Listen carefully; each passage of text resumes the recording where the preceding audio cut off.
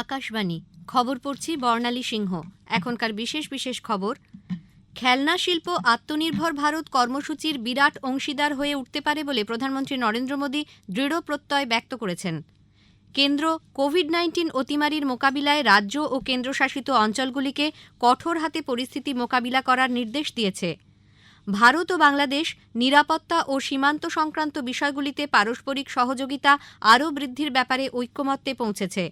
আগামী ২রা মার্চ পশ্চিমবঙ্গ ও আসামের প্রথম দফা বিধানসভা নির্বাচনের বিজ্ঞপ্তি জারি করা হবে।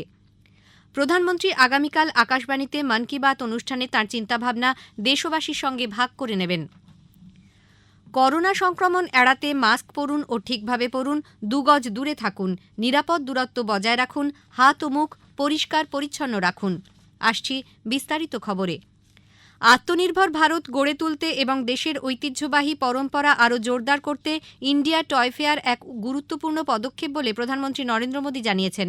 ভিডিও কনফারেন্সের মাধ্যমে আজ ২০২১ সালের ইন্ডিয়া টয় ফেয়ারের উদ্বোধন করে তিনি বলেন, দেশের অধিকাংশ খেলনা প্রাকৃতিক ও পরিবেশ বান্ধব উপাদান দিয়ে তৈরি। যে রং খেলনায় ব্যবহার করা হয় তা সম্পূর্ণ নিরাপদ। বাস্তুতন্ত্রের পক্ষে সহায়ক ও পুনর্ব্যবহারযোগ্য খেলনা উৎপাদনের জন্য ভারতীয় খেলনা প্রস্তুতকারকদের প্রতি তিনি আহ্বান জানান। প্রধানমন্ত্রী বলেন, এই খেলনা মেলা শুধুমাত্র একটি ব্যবসায়িক বা অর্থনৈতিক কর্মকাণ্ড নয়, দেশের নিজস্ব খেলাধুলোর ঐতিহ্যবাহী সংস্কৃতিকে আরও মজবুত করার এক যোগসূত্র। खिलौने तो पीढ़ियों की विरासत के तौर पर रखे और सहेजे जाते रहे हैं। दादी नानी के खिलौने परिवार की तीसरी चौथी पीढ़ी तक को दिए जाते थे। त्योहारों पर परिवार के लोग अपने खिलौने निकालते थे और अपने पारंपरिक संग्रह को एक दूसरे को दिखाते भी थे।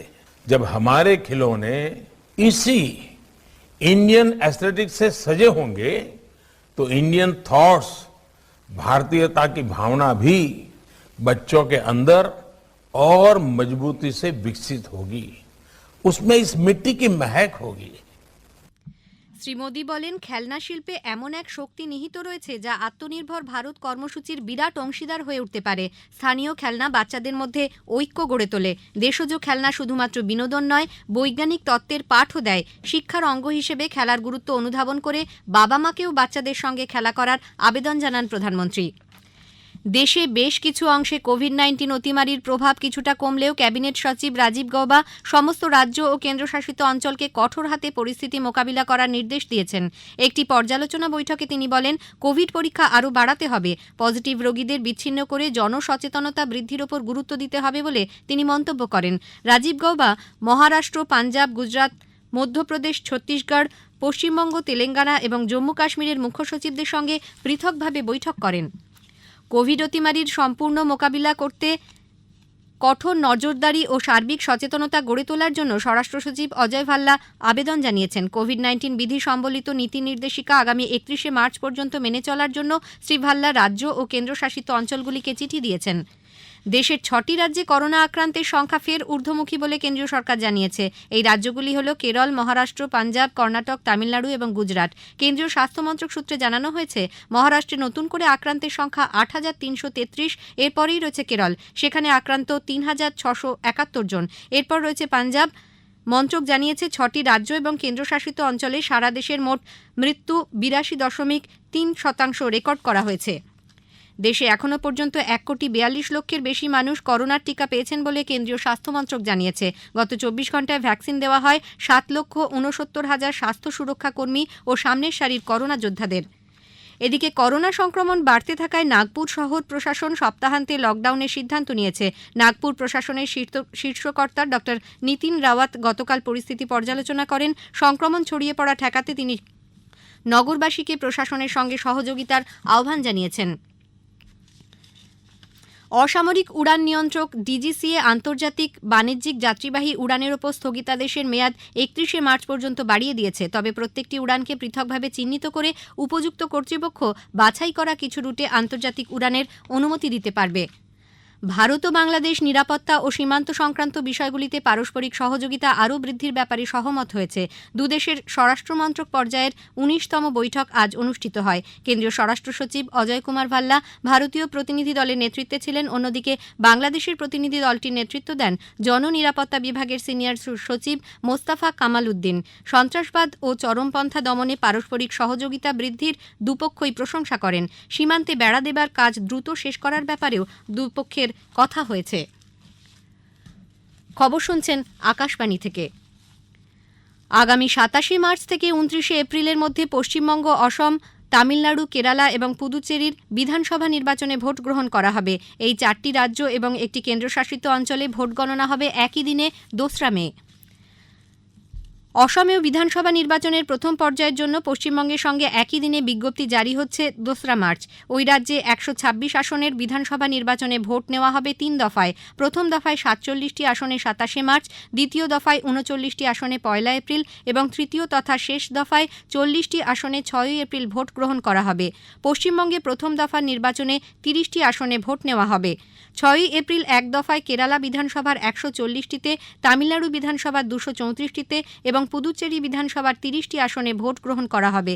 একই সঙ্গে তামিলনাড়ুর কন্যাকুমারী, কেরালার মল্লপুরম, কর্ণাটকের বেলগাঁও এবং অন্ধ্রপ্রদেশের তিরুপতি লোকসভা আসনে ৬ই এপ্রিল উপনির্বাচন অনুষ্ঠিত হবে। এদিকে নির্বাচন কমিশন আসামে ১৮ জন পুলিশ আধিকারিকের বদলি স্থগিত রেখেছে। গতকালই আসাম সরকার এই নির্দেশ জারি করেছিল। কমিশন জানিয়েছে, নির্বাচনের দিনক্ষণ ঘোষণার সঙ্গে সঙ্গেই আদর্শ আচরণবিধি কার্যকর হয়েছে। নির্বাচনের দিন ঘোষণার সঙ্গে সঙ্গে গত সন্ধ্যা থেকেই পশ্চিমবঙ্গ সহ ৪ রাজ্য এবং পুদুচেরিতে আদর্শ আচরণবিধি বলবৎ হয়ে গেছে। রাজ্যের বিভিন্ন এলাকা থেকে সরকারি বিজ্ঞাপনের হোর্ডিং এবং ব্যানার খোলার কাজ চলছে। একই সঙ্গে রাজনৈতিক দলগুলির মধ্যে প্রচার সংক্রান্ত তৎপরতা চোখে পড়ছে। ভোটারদের ভরসা জোগাতে জেলায় জেলায় কেন্দ্রীয় বাহিনী রুট মার্চ এবং এরিয়া ডমিনেশনের কাজ চালাচ্ছে। করোনা অতিমারির প্রেক্ষিতে এবারে নির্বাচনের জন্য বেশ কিছু নির্দেশিকা জারি করা হয়েছে। বাড়ি বাড়ি গিয়ে প্রচারের সময় প্রার্থীসহ ৫ জন থাকতে পারবেন।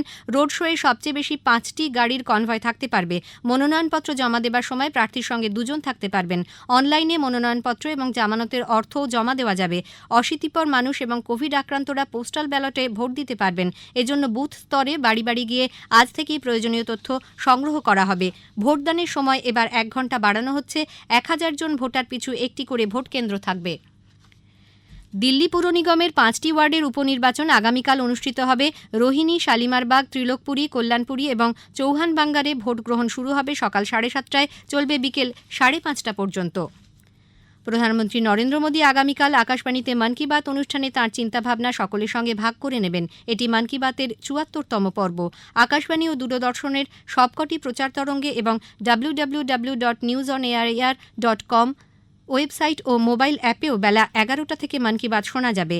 এআইআর, ডিডি নিউজ, প্রধানমন্ত্রী কার্যালয় এবং তথ্য ও সম্প্রচার মন্ত্রকের ইউটিউব চ্যানেলেও তা শোনা যাবে। হিন্দি ভাষায় সম্প্রচারের ঠিক পরেই আঞ্চলিক ভাষায় মন কি বাত সম্প্রচারিত হবে। রাত 8টায় আঞ্চলিক ভাষায় তর্জমা পুনঃ সম্প্রচারিত হবে। সুপ্রিম কোর্টের প্রধান বিচারপতি এস.এ. বোবদে আদালতের ওপর নির্ভরতা কমিয়ে মধ্যস্থতার মাধ্যমে যাবতীয় সমস্যার সমাধানের আহ্বান জানিয়েছেন। পাটনা হাইকোর্টের নতুন শতবার্ষিকী ভবনের উদ্বোধন করতে গিয়ে তিনি বলেন, এই মধ্যস্থতা দেওয়ানি এবং ফৌজদারি উভয় ক্ষেত্রেই প্রযোজ্য। আদালত তার সুচিন্তিত মতামতের সঠিক সিদ্ধান্ত নিলেও উভয় পক্ষের মধ্যে মধ্যস্থতা গুরুত্বপূর্ণ ভূমিকা নিতে পারে। বিচারপতি বোবদে বলেন, বিচার কার্যে প্রযুক্তির ব্যবহার দ্রুত রায়দানে সহায়ক হচ্ছে। বিচারপতিদের সিদ্ধান্ত নিতে কৃত্রিম বুদ্ধিমত্তার প্রয়োগও গুরুত্বপূর্ণ হয়ে উঠেছে। সারা দেশে আজ গুরু রবিদাস জয়ন্তী পালিত হচ্ছে। মূলত উত্তর ভারতের সংস্কৃতির ওপর তাঁর অসামান্য প্রভাব রয়েছে। ভক্তি আন্দোলনের গুরু রবিদাস সমাজে জাতপাতের সমস্যা মেটাতে উদ্যোগী হন। রাষ্ট্রপতি, উপরাষ্ট্রপতি এবং প্রধানমন্ত্রী নরেন্দ্র মোদী গুরু রবিদাসের জন্মজয়ন্তীতে দেশবাসীকে শুভেচ্ছা জানিয়েছেন। গোয়ার বাম্বোলিমে আইএসএল ফুটবলে এসসি ইস্টবেঙ্গল ওড়িশা এফসির মুখোমুখি হয়েছে। এসসি ইস্টবেঙ্গল 19 ম্যাচে 17 পয়েন্ট নিয়ে লিগ টেবিলের 9ম স্থানে আছে। ওড়িশা এফসি সমসংখ্যক ম্যাচে 9 পয়েন্ট সংগ্রহ করে 11 দলের আইএসএল এ লিগ তালিকার শেষে আছে। শেষ করার আগে খবরের বিশেষ কিছু অংশ আর একবার। খেলনা শিল্প আত্মনির্ভর ভারত কর্মসূচির বিরাট অংশীদার হয়ে উঠতে পারে বলে প্রধানমন্ত্রী নরেন্দ্র মোদী দৃঢ় প্রত্যয় ব্যক্ত করেছেন। কেন্দ্র কোভিড-19 অতিমারি মোকাবিলায় রাজ্য ও কেন্দ্রশাসিত অঞ্চলগুলিকে কঠোর হাতে পরিস্থিতি মোকাবিলা করার নির্দেশ দিয়েছে। আগামী 2রা মার্চ পশ্চিমবঙ্গ ও আসামের প্রথম দফা বিধানসভা নির্বাচনের বিজ্ঞপ্তি জারি করা হবে। খবর শেষ হলো।